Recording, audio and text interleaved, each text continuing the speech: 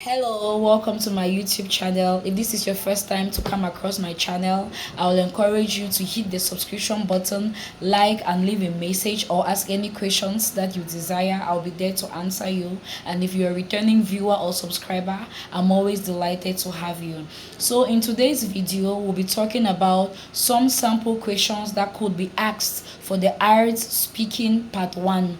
Remember, there are 3 parts of these exams. So for this, the purpose of this video today will be dwelling just on part 1. So part 1 questions are general questions about the test taker. It could range from questions about your hometown to your school, your job, your neighborhood, your house, general things about you that you would know how to answer anytime you are asked. So for this series of questions, you're not required to give very detailed answers. Your answers ought to be short. Maybe 2 or at most 3 sentences is very okay for this part of the questions. So about your hometown, you could be asked a question like, tell me about your hometown.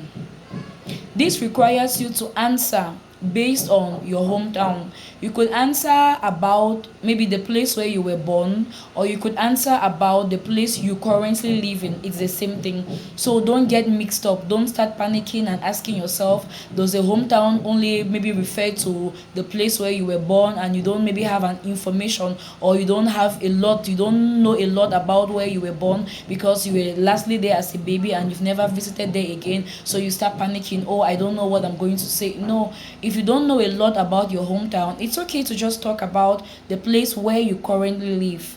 That's still very fine. So they could also ask you questions about your job or your school. Are you a student or do you work? So you answer based on who you are.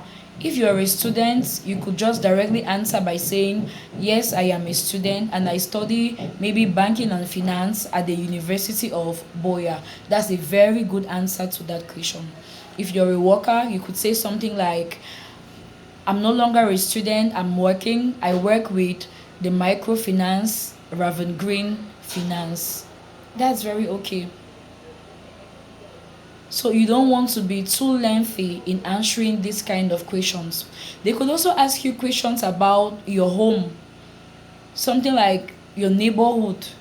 Tell me about your neighborhood. You could answer very briefly. Do you like the neighborhood in which you live in? Oh yes, I really do love the neighborhood I live in because it's very peaceful and calm. I get a lot of time to meditate and reflect on my life.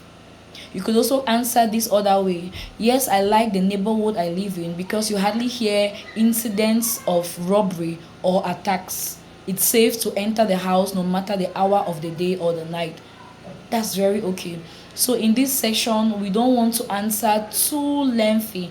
We just want to keep it simple and straightforward. But we don't want to make it too short by saying a yes or a no. For example, if you're asked, are you a student or do you work? I'm a student. That's too brief. We want to add some context to that answer. This allows the examiner the opportunity to be able to assess your English, your choice of words, determine the band where you fall. You don't want to be too brief. Please avoid a yes or a no answer. Don't make it too lengthy and don't make it too brief. Throw a little more light into the yes or the no. Are you a student? Yes, I am a student and I study this at this university. That's not too lengthy. Neither is it too brief. And always remember, you must remain calm, confident, but also natural. You don't want to sound as if you maybe crammed certain answers and you're reproducing what you crammed. You must sound as natural as possible, like you're talking to a friend or an acquaintance you just met. That's the essence of the speaking. You must remain natural and fluent. Thank you very much. So this is the end of the video. Please, if you have any questions, any comments, any clarifications you want me to make, go ahead and drop it at the comment section, and I'll do well to answer your questions and clarifications. Thank you very much and see you on the next video. Bye.